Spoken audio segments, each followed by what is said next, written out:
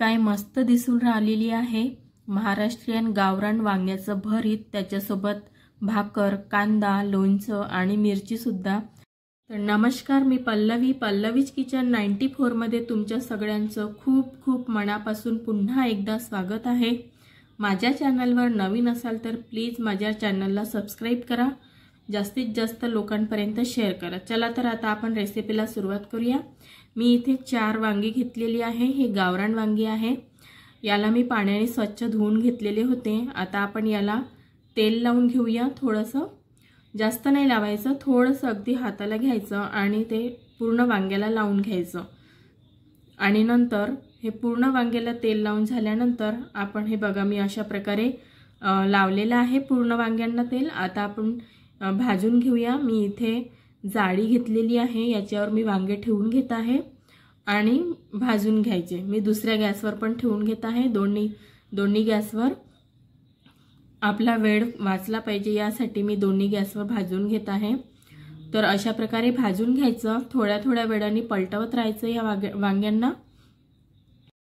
एकाच साइडनी जास्त वेळ वांग्यांना ठेवायचं नाही, तर थोड्या थोड्या वेळाने पलटवत राहायचं, जेणेकरून ते सगळ्या बाजूनी भाजले गेले पाहिजे। तर हे बघा, माझे 4ही वांगे भाजलेले आहे। अशा प्रकारे भाजून घ्यायचं। मी आता यांना थंड व्हायला एका साइडने ठेवून देत आहे। त्यासाठी मी आता मिरची घेतलेली आहे, 7 ते 8 हिरवी मिरची घेतलेली आहे आणि 4 ते 5 मी लसणाच्या किडल्या घेतलेल्या आहे। याचे साल काढून याच्यामध्ये टाकून घेते मिक्सर जारमध्ये आणि आता याला आपण ग्राइंड करून घेऊया मिक्सरमधून।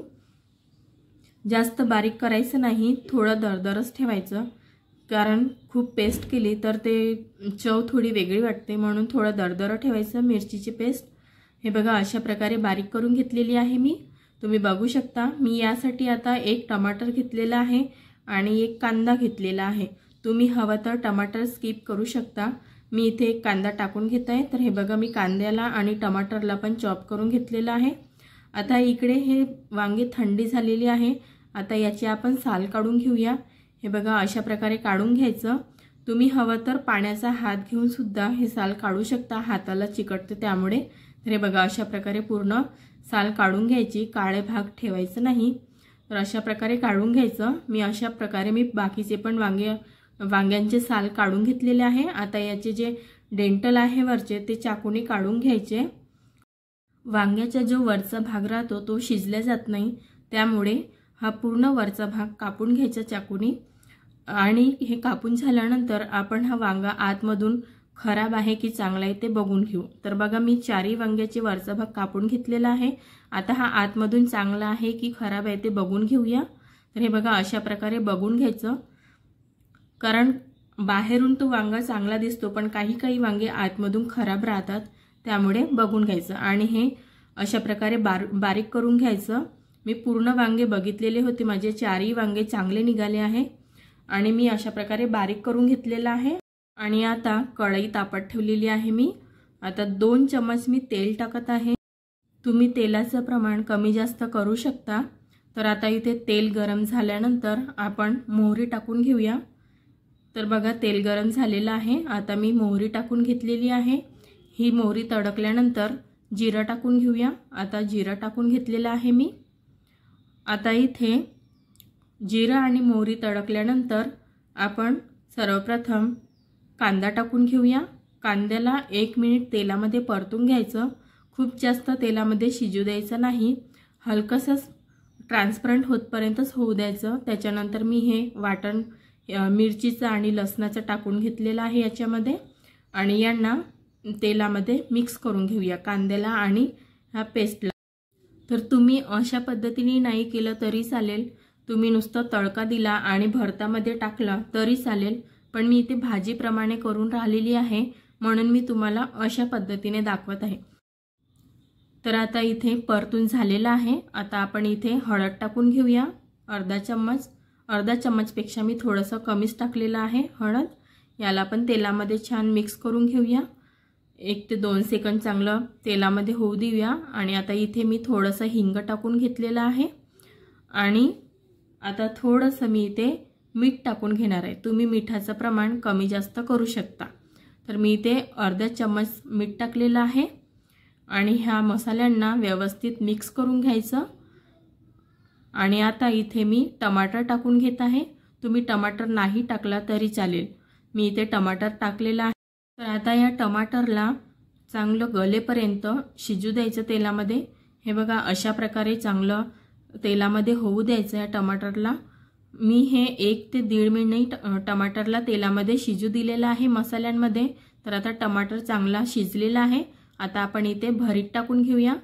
मी इथे भरीत टाकून घेत आहे आणि ह्या भरीताला पण ह्या सगळ्या मसाल्यांमध्ये व्यवस्थित मिक्स करून घ्यायचं। तुम्ही हवं तर हे सगळे मसाले जे आहे ते शिजलेले नुसते भरतामध्ये टाकून सुद्धा मिक्स करून घेऊ शकता, पण मी ते भाजीप्रमाणे केलेलं आहे म्हणून मी अशा पद्धतीने दाखवलेलं आहे।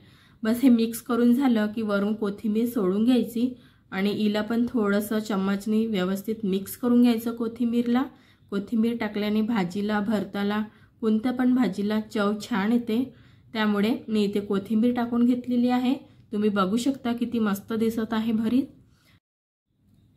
तर आता भरीत आपला तयार आहे। इथे मी आता भाकर बनवायला घेतलेला आहे।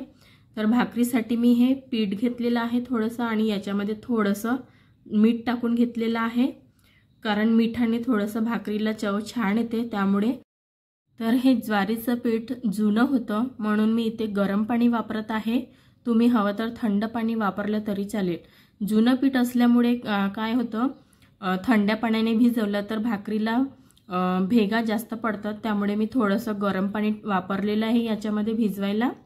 तर हे बघा अशा प्रकारे मी भिजवून घेतलेलं आहे।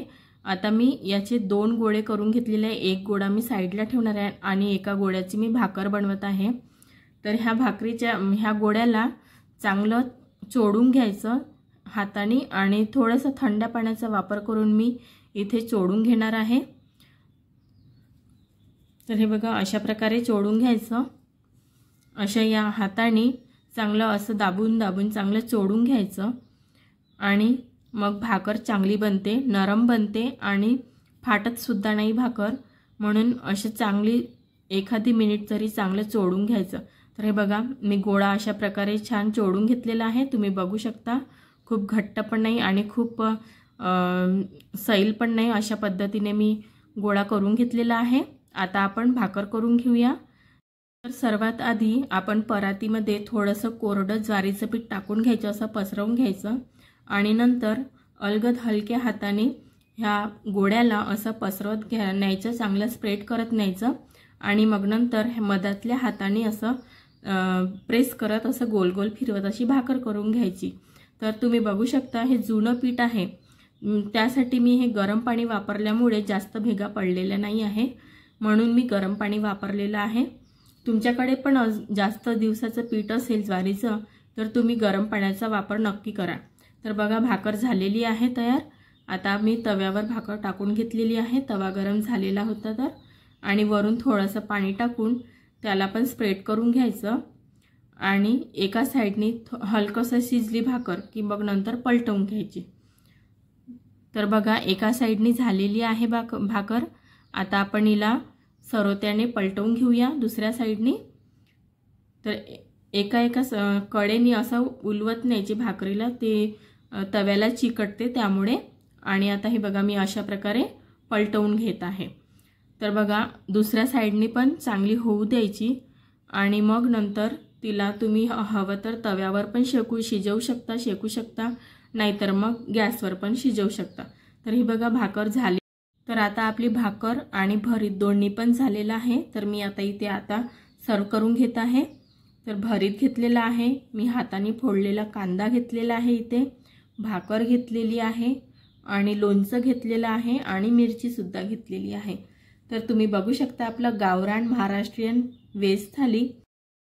रेसिपी कशी वाटली तर मला कमेंट करून नक्की सांगा। माझ्या चॅनलवर नवीन असाल तर प्लीज माझ्या चॅनलला सबस्क्राईब करा।